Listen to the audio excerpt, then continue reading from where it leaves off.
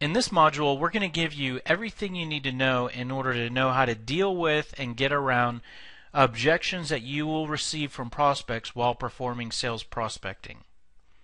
Let's start out by talking about what exactly an objection is. An objection is basically one of your prospect's best weapons. This is where they will basically say something that kind of acts as a stop sign. And they'll use this to try to end the conversations, try to slow them down, or try to take the conversation into a direction of their choosing. And if they think you're a salesperson and they just want to get rid of you, the direction of their choosing will be to completely shut you down and end the conversation. Some common objections that you're sure to face if you haven't already, and a lot of these might look familiar if you've done any prospecting. I'm busy right now. Who are you with?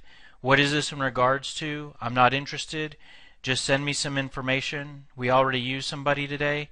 We're not looking at making any changes right now. We don't have any money to spend. Those should sound familiar. We will talk about the majority of those in this training module and tell you how to respond to them. But the key thing is that why is this such an important area for you to focus on? By the way, if you can improve your knowledge and execution in this one area, you will see immediate improvements in your results. And the reason why is because you are sure to face an objection on just about every cold call that you make. You may get them early, right at the beginning, or you may establish your call, but then you might get some subtle objections towards the end. But even as disheartening as that is to hear, the good news is that there are only really about 10 objections that you will consistently face, and that's a fairly small number. In fact, a lot of the ones that you faced, we just went through a list just on the previous slide, and we're going to teach you how to respond to those.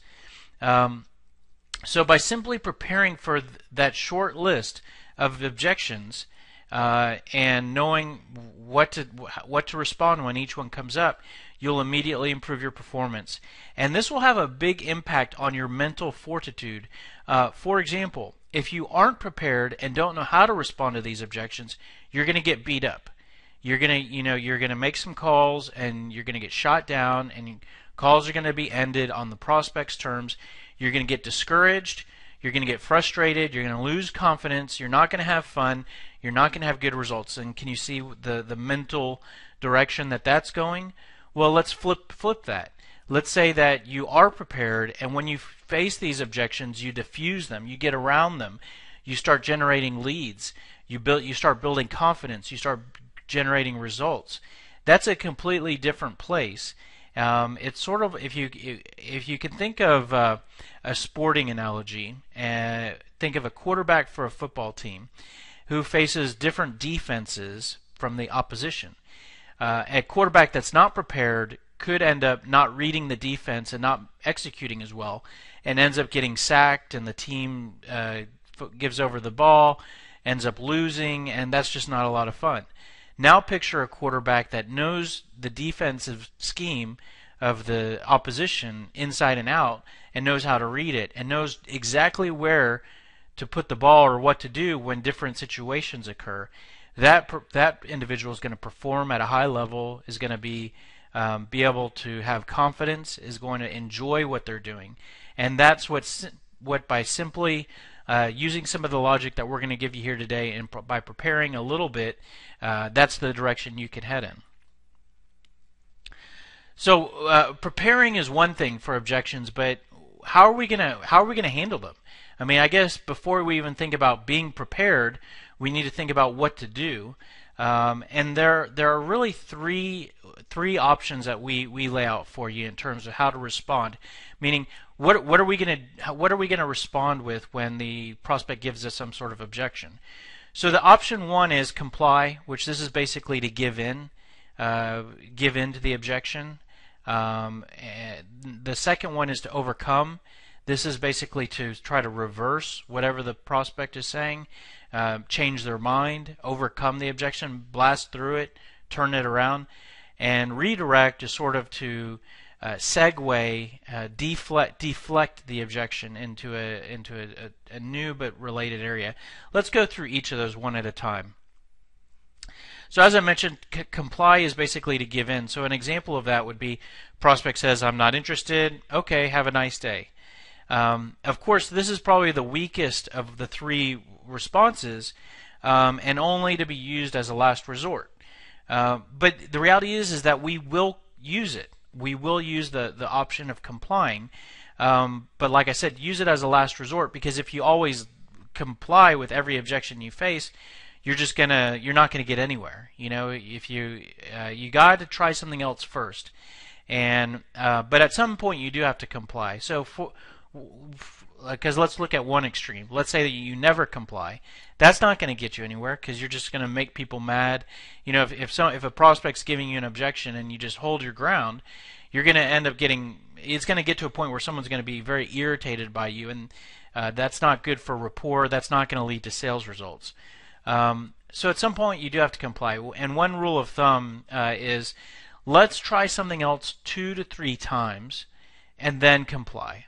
So we get the objection. Let's give it let's go another direction, and then if we can't get anywhere, okay, sure, have a nice day. So let's talk about some other things that we could do. We talked about overcoming, and as I mentioned, this is to diffuse the objection. So an example of this would be, and when I say diffuse, this is basically to get rid of the objection, which would mean you're basically changing the prospect's mind. So an example of this would be, I'm not interested. Okay, well, but we also have the auto-tuning feature, and we're the global leader doing this for 30 years. So in that example, the prospect said, I'm not interested, so I'm going to try to give them more information to change them from not interested to interested. So that's why there I'm saying the auto-tune, I'm giving them information about the feature, and I'm talking about us being the global leader in our 30 years. So that's an example of trying to overcome. Now, we don't recommend trying to overcome objections, and this is actually what your natural instinct will tell you to do if you're not jumping to comply. Basically, when someone says I'm not interested, your natural instinct is, well, I'm going to try to talk them into being interested, because I'm a salesperson. It's my job to sell, and I can't let them get away by just saying I'm not interested. But you need to fight that, because that's not really a good direction to go, especially when you're prospecting. Because as we've talked about in other modules, our goal is really to get a meeting and to get a lead going. At some point, we may want to face the objection head on and try to resolve it, but not at an early sales prospecting cycle stage. And there's a couple reasons why. For one, it's very challenging to change someone's mind.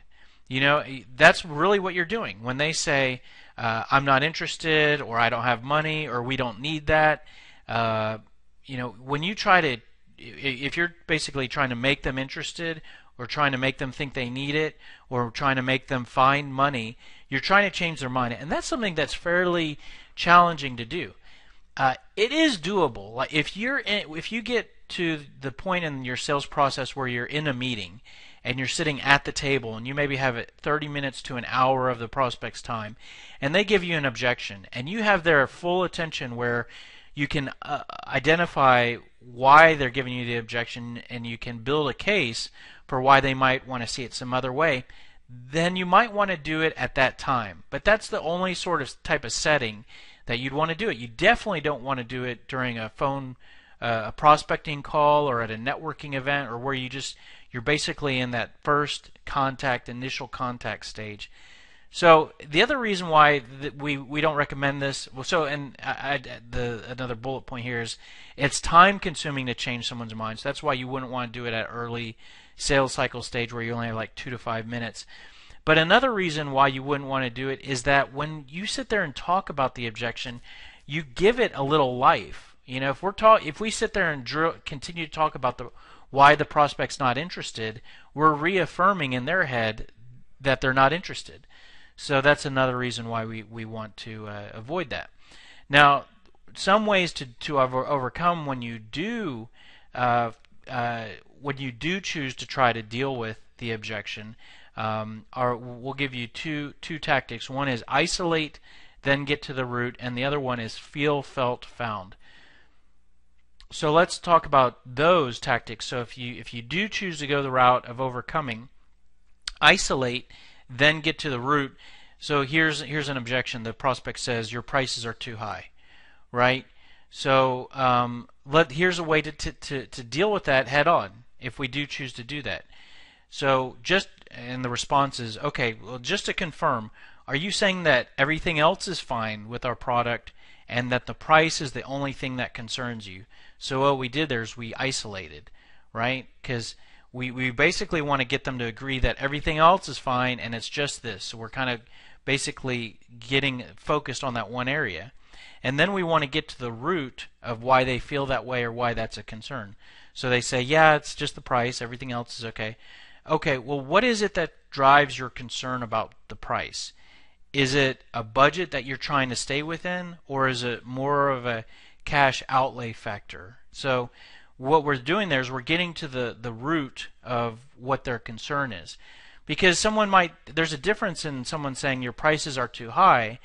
There could